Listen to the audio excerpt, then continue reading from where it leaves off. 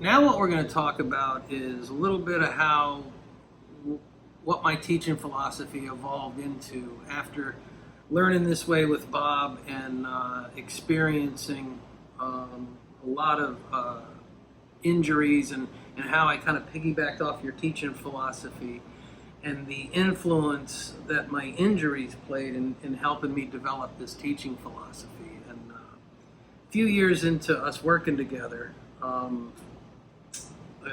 gentleman by the name of Dr. Anthony Pinozzo came into our lives, and what was your injury? I had a spondylolisthesis at L4, L5, which is basically a gap in my spine. My vertebrae wasn't fused, so I was always prone to slippage. Now, what I found through understanding... And what part of that spine was it? It was the base of my spine. The lower, right the lumbar region? Yep, low back. Okay. L4, L5, low back, that's the joint that's actually responsible for hip rotation, or keeping it healthy. You know how healthy that has to be if you're going to turn and shift. Sure. And now, having played many years of hockey and having what I called a strong grip, which is my fingers very far to the right, I played golf basically with an interlock grip my whole career. Didn't really know. It's just kind of like... Why did you have an interlock grip? Well, my dad had an interlock grip, and a lot of people come to me. It's the first question I ask them. I go, well, where did you get the idea to interlock the club from? And they you know what they go? They go, I don't know. I just always have. It's been uncanny how many times I've asked somebody, and they don't know where it came from. It's just always what I've done. My buddies told me to do it. And they don't understand cause and effect. No. And the interesting thing about that was, as I progressed through it, the club went into my knuckles, which is the base of my palm here, which is, you try to do that on camera this way. It was in here in the fingers. Now, if you look in the camera, that's right there. And I needed to get the club more out in here so my right hand could get on top of the grip. Now, we've done countless videos of those in close-ups over the times that we've been doing these segments. But what I didn't realize was that little space here is what pulled my right hand under the grip. Now, when that happened... And that was because when you put this finger there under there, you went this way. Yep. Now, that's going to move your hand under. Under. Now, it wasn't because the interlock was bad. It was because I have a really short pinky, and I couldn't get my pinky to interlock comfortably and feel like I had control. Now, I didn't know this at the time, but I was basically engaging the forearm and bicep muscle, which is what I played all my sports with. Those were the muscles that my brain and body have a connection with. And when I changed to the overlap, when I heard the importance of the lead arm, and that was the weaker side of the arm, and my right side was my dominant side, and it's always trying to basically drive from the back seat, I started to realize that if I was going to take a finger off from one hand, it should come from this hand, not this hand. And that's when I decided to change to the overlap grip. No, that was a brilliant psychological move you made right there. Well, that and it hurt less too. So it hurt less too. Here it was. Once I got my joints in line, all of a sudden my body could move the way you were told to do. Remember how long it took you to try? We were trying to get me to open the club face. Yep. And you'd be like, "Geez, Bourbon, what did you start the club from the toe up position? You shut that club face like you got it patented." And I'd just start laughing. I'd be like, "Well, that's because of hockey." Yeah. That and my right hand being under the grip. When my right hand's under the grip, the range of motion of the wrist wants to go more shut, exactly, creating more of a reroute. Exactly. Now, when you try to create speed in a direction your joints can't turn, you get hurt. Now, I'm already born with a pre-existing condition in my back. So when Dr. Pinozzo came down, and he had a new way to treat golfers and their joints through the way he looked at the golf swing, which is my whole point to this story. It changed the way I looked at golf instruction. He asked you, he said, "Bob, do you have anybody on your staff that is in pain?" And he goes, "Let me introduce you to Steve Bourbon over here. He's a mess. I've been trying to get him to turn and open the club face for 5 years, and we weren't really making much headway." So when I went up to see him, he basically was talking to me about physical law and the way the body's designed to move according to the American Medical Association's model of motion. And he started to educate me on how the body's designed to move. And I started to draw some parallels. I'd be like, boy, guy, he sounds an awful lot like Bob. He talks about, joints in line, very body part specific. And here's the thing that he said that literally changed the way I looked at golf instruction. He says when he was treating people out of medical school, he basically, he was a physiatrist, board certified from Ohio State. He was basically worked on pain syndromes. And everything he was taught in medical school wasn't working. So he started to question what he was taught. And he had a very big background in physics. So he started to look at the body from a physics perspective. And he goes, well, what's the body supposed to do? And he goes, well, it's supposed to bear weight or force and do it in motion. Bear weight and force. Yeah, however, whether it's weight or through speed or force. So he started looking at the body when it was bearing weight standing up, and and completely changed everything. And I could actually see in the X-rays when I was standing up where my issues were. And he told me what my golf swing problems were going to be. And he never saw me swing a golf club. It was uncanny. So I started spending 4 days a week in his office working with golfers and pain syndromes, and he taught me the physiology of the golf swing, basically down to the joint capsule. So I started to see the parallels, and I started to try to draw the same conclusions when I was teaching golf. And that's how I came up with the heel pad and how the joints in line, which is wrist, elbow, shoulder, in line. Right? And how we were just basically... Better rotation. All of it. More control. All of it. Speed. And not force effort. Right. And with your crawl, walk, run philosophy and that premise, I was like, wow, I was getting amazing results in my playing, in my teaching, in all of them. And as I started to go through this process, I met a amazing putting instructor by the name of Jeff Mangle. Mm-hmm. And he's come down here. Yep. He's from North Carolina. Yep, North Carolina. Great guy. Yes, former attorney, and he started studying putting because he wanted to get better at it.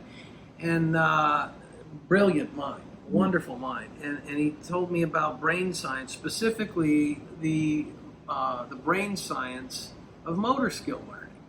So I started looking at the basic brain science stuff because there's a lot of stuff out there that's really over my head. I mean, it was really complicated language, and I'd get the brain freeze headache trying to read some of these things. I'd have to read them and slow them down, so I'd have to basically make good common sense based on what I'd already experienced through physical law, through what you were teaching, and I had to kind of draw my own conclusions and then test it. Correct. And as I went through this, and brain science, like we were talking about during the break, is basically the study of the brain and its processes, specifically in what I'm looking at for motor skill development. Okay, let me interject this thought. Mm-hmm. What part of the brain sees the hands bigger than the entire body? That's the homunculus. Why does the brain see your hands bigger than your entire body then? Well, that's because that... Oh, what's the first thing you learn to find? What does the child do? The hands. The hands. Subconsciously, the brain is telling that child to find his hands, right? Mm-hmm. Sticks the thumb in the mouth. Yep. Then when they start eating, they have no control. Right. Food's flying all over the place. Right. Parents have to clean the table. Finally, he learns how to control his what? His hand. They're saying you're going to have to learn not to eat and not to let the food fly all over the place. Now they have to be conscious of hand control. Now, none of this science was available in your day, and Paul Berthley had kind of stumbled onto this too. Paul Berthley. Brilliant mind. Yes. And his assistant Doug I got a chance to meet and do some work with, and another huge influence to this. Because when I started to realize how the brain creates the body map of itself isn't through intellectual knowledge. It's basically through force or tension. Anytime you try to do a new skill, the first thing, like say you're doing a guitar lesson. Now, I learned this element playing a guitar and taking a guitar lesson, and I tried to get into a D chord, right? And I'm pressing my fingers so hard and I'm trying to strum, pick it out, strum, and then move to a C chord. You got two chances. Oh my gosh. Now, could you imagine if I just started trying to move really fast like we're trying to teach golf and the way they're trying to learn today? You're out of control.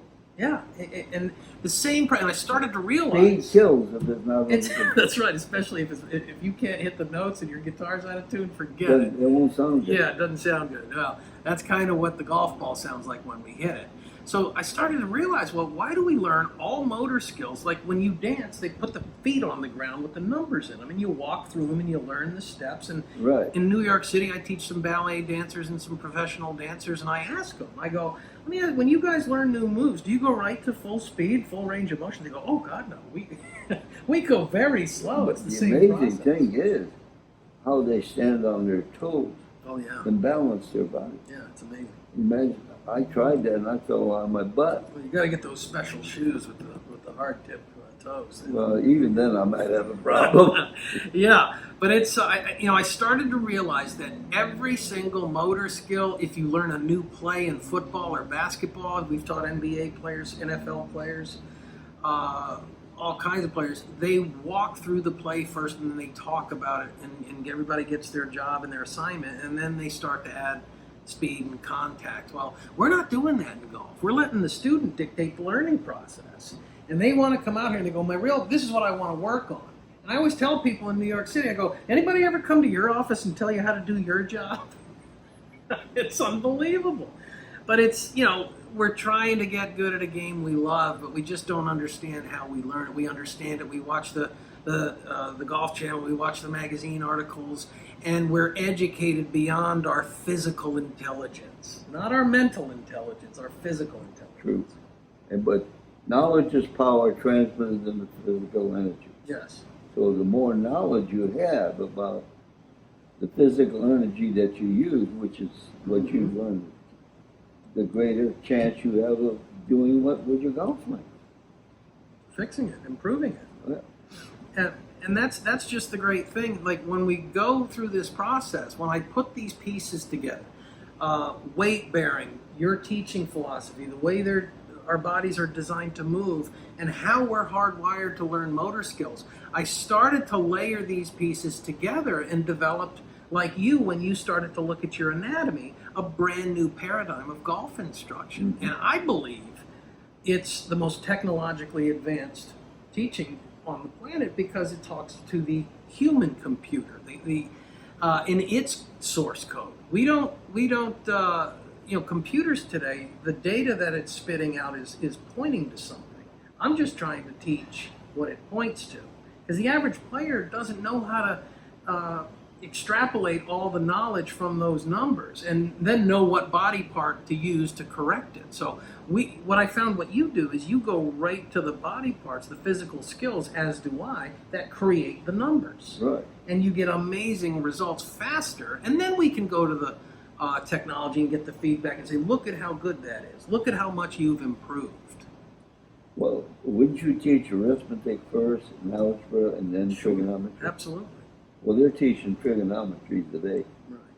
They're science and the biomechanical player that studied the golf swing is trying to teach the golf swing, not in a sense that we do, because there's no way they can progress doing that. It's the wrong method of teaching. Yeah, it's like you basically have a curriculum set in your mind and you have a student come up to you, and that's the instructor basically saying, okay, jump. And what I've seen you do, what I try to do is take the curriculum and bring it to the student where they're at. Meet them where they're at. And that's when you start to develop a better coaching relationship. That's when you start to do videos like this where they can watch this stuff online.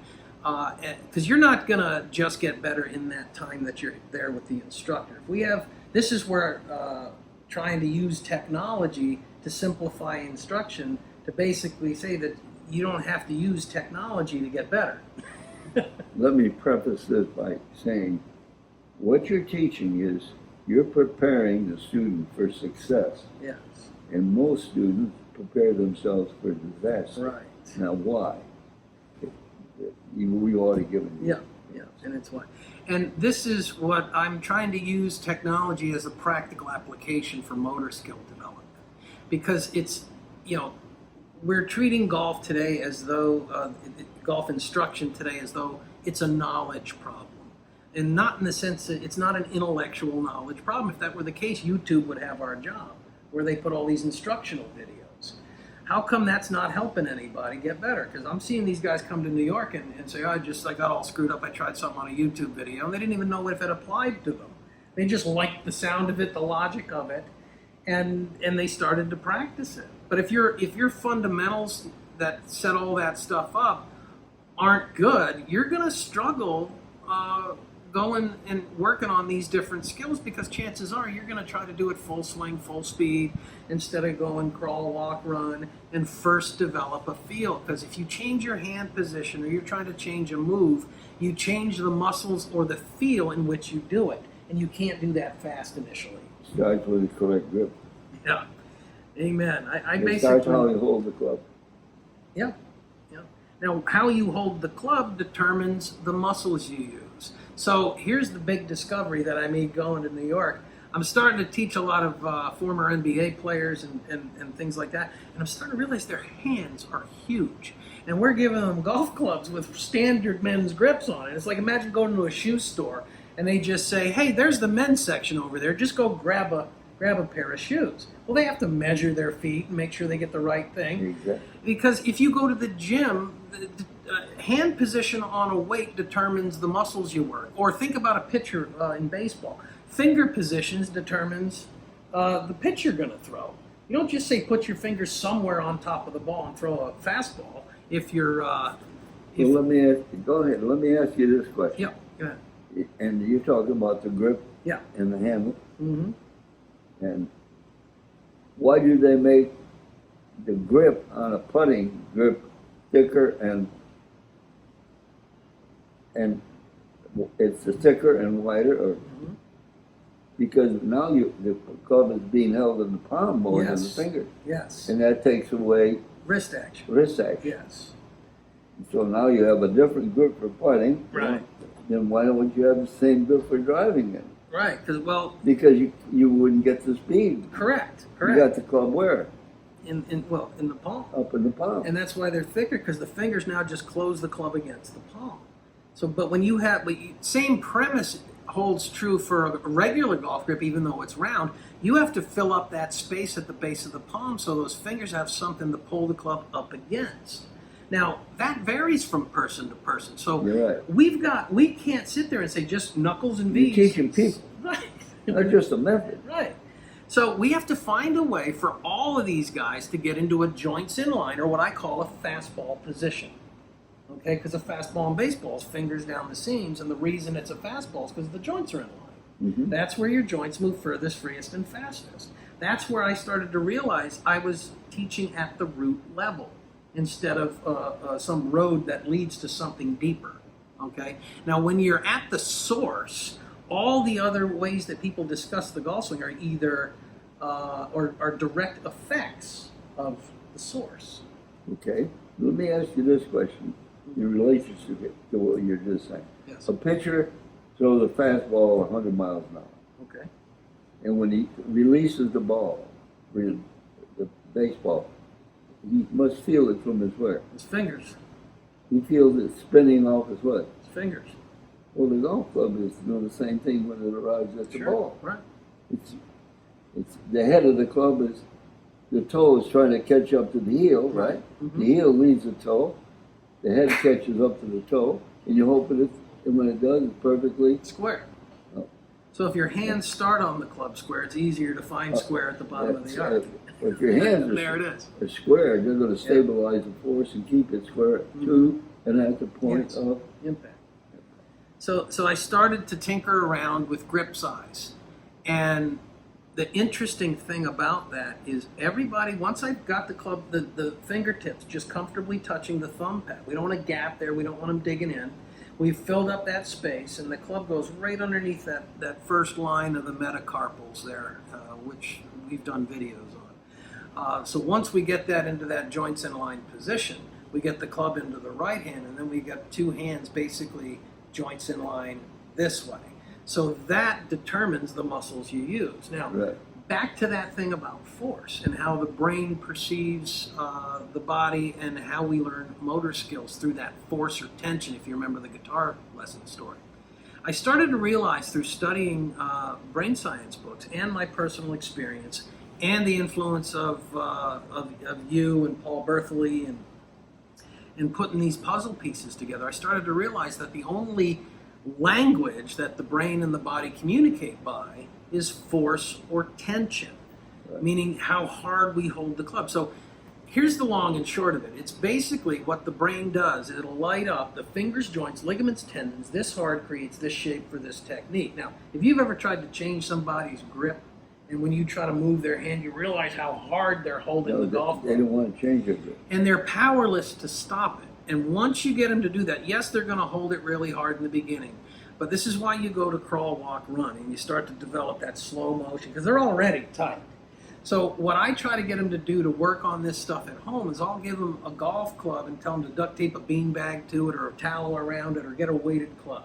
Mhm. Now what we're going to do is teach them a biohack, which is basically you can trick the body into thinking it's creating speed and creating the nerve bundle growth that we call muscle memory. Somehow. Yes, and it's amazing what this does, and I would never be such a huge proponent about it had I not experienced it first myself. Then I really started to learn how to teach it. So once I got into the correct grip position, I would get a weighted club, and I used to do these slow exercises like this to strengthen up the golf Strengthen muscles. up the form. Yes. And then I got myself into 3 positions where that arm bears the most amount of force. And I would just hold it there for 10 seconds.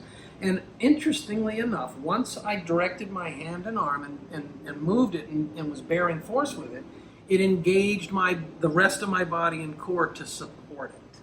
And I started to realize it wasn't just hands and arms, it wasn't just body, it was both, but it started in the hands, it started in the feet. All related. And it's not one or the other, it's both, but it's how you layer these things together that becomes the 3 dimensions of the golf swing. And that was what the most valuable thing I think I learned from you and your teaching methodology. Okay. So once we do these positions, and you're doing and you can do this in an office, you can do this at home on the couch watching SportsCenter.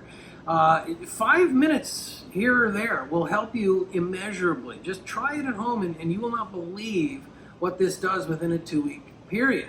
It creates it's like stretching out a balloon before you blow it up. It's when you go to the driving range, and all of a sudden your brain and your body have been experiencing golf swing moves with golf swing force. So when you start to put those, what I call those sensory breadcrumbs together, you start to sequence the golf swing You properly. said one wonderful word, sensory. Oh, it is all about the feel, ladies and gentlemen. We are talking about and articulating to the masses what a massage feels like if you've never had one. But once you've had one, you go, oh yeah, those are good. Yeah. Well, the same experience holds true for when you're hitting a golf ball. It's just what you've got to do is find yourself an instructor or a coach that can articulate that sensation. Yes, it's about the mechanics and the positions, but you have to understand what those body parts feel like in order to create them. Nobody better than that than you. I would like to just add, and I'm not trying to knock the teaching profession, but many are called, You were chosen. and few are Yes, chosen. indeed. This is an art of communication Right. and adaptation to teaching the man or the woman and the size Yeah. and the strength of what you see in front of you. Mm. How do you adapt to that? Well, the difficult thing about the science of the swing and the feel of the swing is that blending of understanding where you need to understand a little bit of the science, but trying to communicate that is very difficult. Right. And that is I think the difficulty in teaching. I think sometimes we can get a little too caught up in the scientific end. Right, you become paralytic over analysis. Yes, and if that were the end all be all, then the smartest people would make the best players and teachers. And It's just you've got to find the ability to do that. It's like it's like imagine if you're like a commercial or contemporary artist and you're trying to get discovered or try to break through to the most amount of people. You don't do that by knowledge alone. It's your ability to connect. It's a connection thing with people. True. I have a way of using phraseology. And one of the lines or phrases that I would use, I'd say, when you swing to a higher handicap player, when you swing with grace and ease, and grace is like a waltz. Sure. And it looks easy because you're moving lighter on your feet. Right. And I would say, when you swing with grace and ease, then your golf swing you will please. But if you swing too hard and fast, you're going to fall right on your. You finish the. Yes, indeed. And I say this sir. too. You Right. finish the last word. Yeah, they all do. And isn't that what happened? Yeah, absolutely. It's been my experience. I've watched you do it for close to 20 And years. one of the greatest lines I think it was Seymour done. It says, "Great golfers swing beautifully from above their waist, and then move beautifully from Beneath their waist. beneath their waist." He said, "I'm sorry to say that most golfers do need it." That's true, and we're hoping to try to change that. So we're going to end this segment, and then we're going to get into some at-home program stuff.